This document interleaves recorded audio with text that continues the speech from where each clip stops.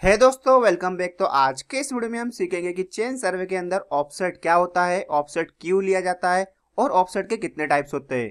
साथ ही इस वीडियो के अंदर हम समझेंगे कि ऑफसेट कौन से इंस्ट्रूमेंट की हेल्प से लिया जाता है और उसे कैसे ले सकते हैं। तो इसलिए इस वीडियो को पूरा एंड तक देखना, तभी आपको अच्छे से समझ में आएगा ऑफसेट से रिलेटेड इन्फॉर्मेशन।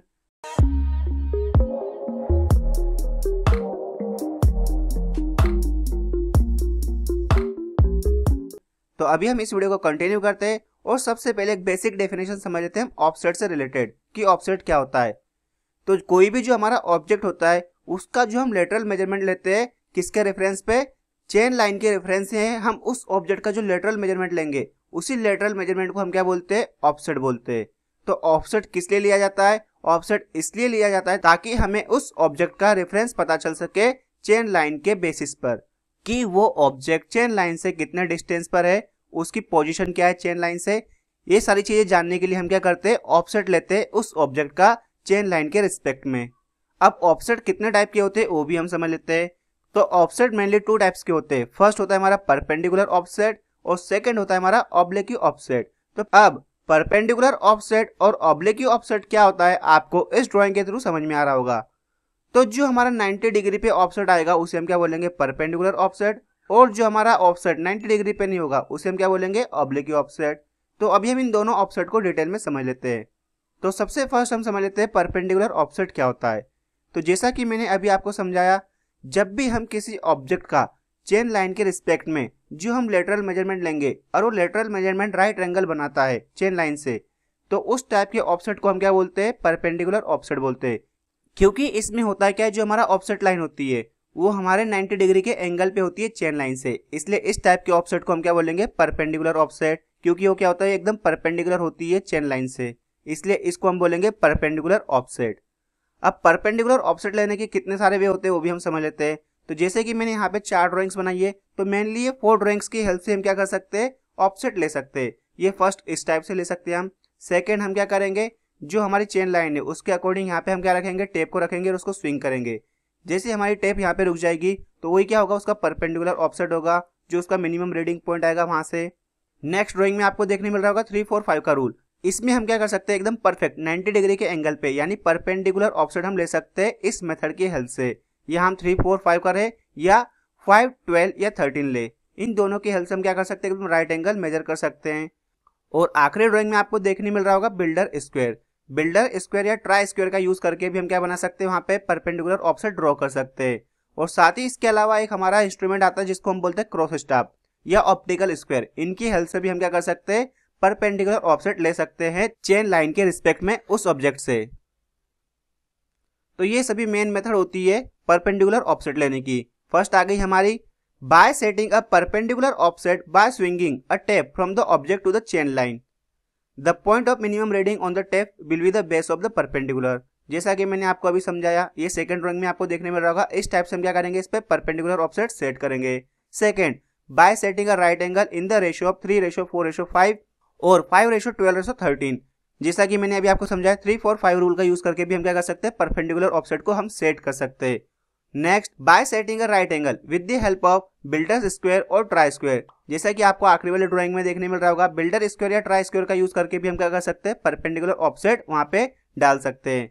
एंड आखिरी वाला क्या बोल रहा है, bye setting a right angle by cross staff और ऑप्टिकल स्क्वायर। क्रॉस स्टाफ एक इंस्ट्रूमेंट आता है, छोटा सा इंस्ट्रूमेंट होता है, उसकी हेल्प से हम क्या करते हैं, ऑफसेट को सेट करते हैं।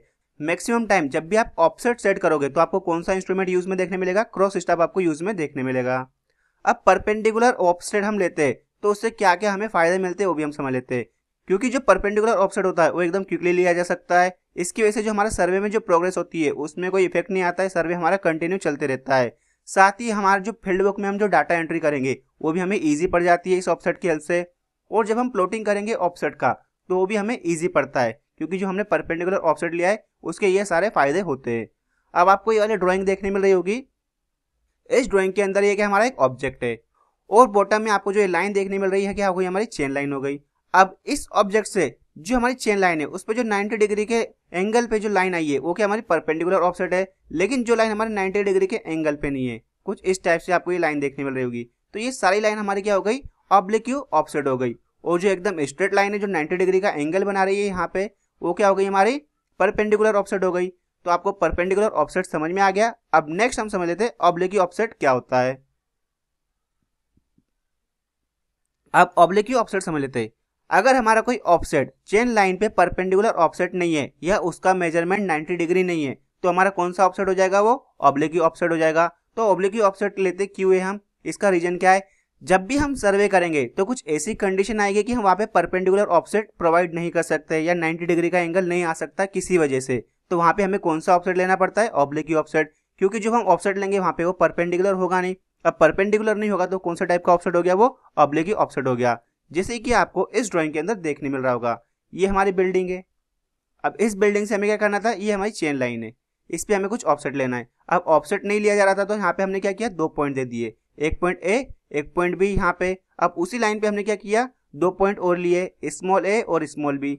इससे हमने क्या किया, जो हमारी बिल्डिंग का एपेक्स पॉइंट है वहां पे हमने पॉइंट पी नाम रखा और उन पॉइंट्स को हमने इससे मिला दिया।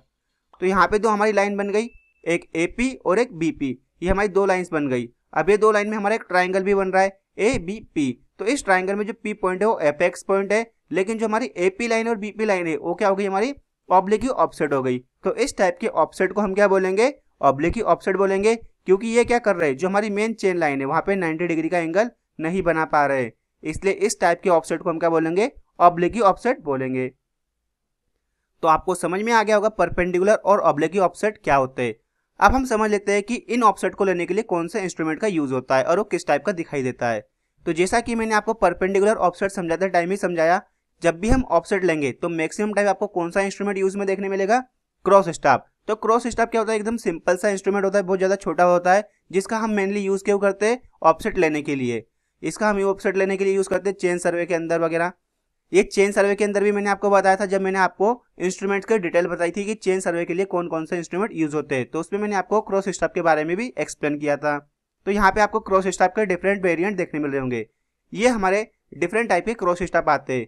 जो आपको ये वाला क्रॉस स्टाफ देखने मिल रहा है इसे हम क्या बोलते हैं, ओपन क्रॉस स्टाफ बोलते हैं। जो आपको ये मिडिल में देखने मिल रहा है इस टाइप के क्रॉस स्टाफ को हम क्या बोलते हैं, फ्रेंच क्रॉस स्टाफ बोलते हैं। और सबसे आखिरी में जो क्रॉस स्टाफ आपको देखने मिल रहा है उसे हम क्या बोलते हैं, एडजस्टेबल क्रॉस स्टाफ। तो इन तीनों के अपने अपने अलग अलग यूजेस होते हैं। तो इन तीनों के बारे में हम समझ लेते हैं कि इन तीनों के यूज से हमें क्या फायदा मिलता है। तो जैसे कि आपको ओपन क्रॉस स्टाफ से देखने मिल रहा होगा कि इसमें हम क्या करते हैं, ओनली परपेंडिकुलर ऑफसेट ही सेट कर सकते हैं, क्योंकि इसमें क्या हो रहा है, दोनों 90 डिग्री के एंगल पे सेट है, इसलिए इससे हमें क्या मिलेगा, ओनली परपेंडिकुलर ऑफसेट मिलेगा। लेकिन ये कहाँ पे यूजफुल होगा, जहां पे हम परपेंडिकुलर ऑफसेट सेट करेंगे। लेकिन कई बार कंडीशन ऐसी बनेगी जहां पे हम परपेंडिकुलर ऑफसेट प्रोवाइड नहीं कर सकते, तो वहां पे हमें कौन सा ऑफसेट प्रोवाइड करना पड़ेगा, ऑब्लिक ऑफसेट। तो ऑब्लिक ऑफसेट प्रोवाइड करने के लिए हमें कौन से क्रॉस स्टाफ यूजफुल होंगे, फ्रेंच क्रॉस स्टाफ या एडजस्टेबल क्रॉस स्टाफ। एडजस्टेबल सबसे बेस्ट होता है, क्योंकि जो फ्रेंच क्रॉस स्टाफ होता है उसमें हम परपेंडिकुलर ऑफसेट देने के साथ साथ उसमें हम 45 डिग्री पे भी ऑफसेट दे सकते हैं इजीली। लेकिन जो एडजस्टेबल क्रॉस स्टाफ होता है उसमें हम किसी भी एंगल पे ऑफसेट प्रोवाइड कर सकते हैं इजीली। ऐसा क्यों कर सकते हैं, क्योंकि इसमें क्या होता है, 2 ड्रम लगे रहते हैं, अपर ड्रम और लोअर ड्रम, जो क्या करते हैं, एक दूसरे के ऊपर इजीली रोटेट हो जाते हैं, जिससे हमको एंगल मेजरमेंट करने में कोई प्रॉब्लम नहीं आती है। तो ये मेनली 3 टाइप के क्रॉस स्टाफ होते हैं, कौन कौन से, ओपन, फ्रेंच एंड एडजस्टेबल। और इनका यूज हम क्यों करते हैं, ऑफसेट लेने के लिए। और ऑफसेट क्या होते हैं वो भी आपको समझ में आ गया है। ऑफसेट क्या होते हैं, हमारे लेटरल मेजरमेंट होता है ऑब्जेक्ट का चेन लाइन के रिस्पेक्ट में, उसी को हम क्या बोलते हैं, ऑफसेट बोलते हैं। और ऑफसेट मेनली कितने टाइप के होते हैं, ऑफसेट मेनली 2 टाइप्स के होते हैं, परपेंडिकुलर ऑफसेट और oblique offset. Perpendicular offset 90 degree के एंगल पे होता है और ऑब्लिक ऑफसेट 90 डिग्री के एंगल पे नहीं होता है। तो आज के इस वीडियो में बस इतना ही। आई होप आपको ऑफसेट अच्छे से समझ में आ गया होगा और इसके टाइप्स और इसके मेथड भी आपको अच्छे से समझ में आ गई होगी। तो अगर वीडियो आपके लिए हेल्पफुल है और वीडियो आपको पसंद आया है तो वीडियो को जो लाइक करना, साथ ही इस वीडियो से रिलेटेड अगर आपका कोई डाउट हो तो आप उसे कमेंट करके पूछ सकते हो। और इस वीडियो को अपने दोस्तों के साथ जरूर शेयर करना, जिससे उन तक भी इससे रिलेटेड इन्फॉर्मेशन पहुंच सके। और इसके अलावा अगर आप हमारे चैनल पर हैं तो चैनल को भी जरूर सब्सक्राइब करना और साथ में बेल का आइकन प्रेस कर देना, जिससे कि आपको आने वाली वीडियोज़ की नोटिफिकेशन मिल सके। तो मिलते हैं नेक्स्ट वीडियो में, जब तक आप सभी अपना ध्यान रखना। Thank you so much.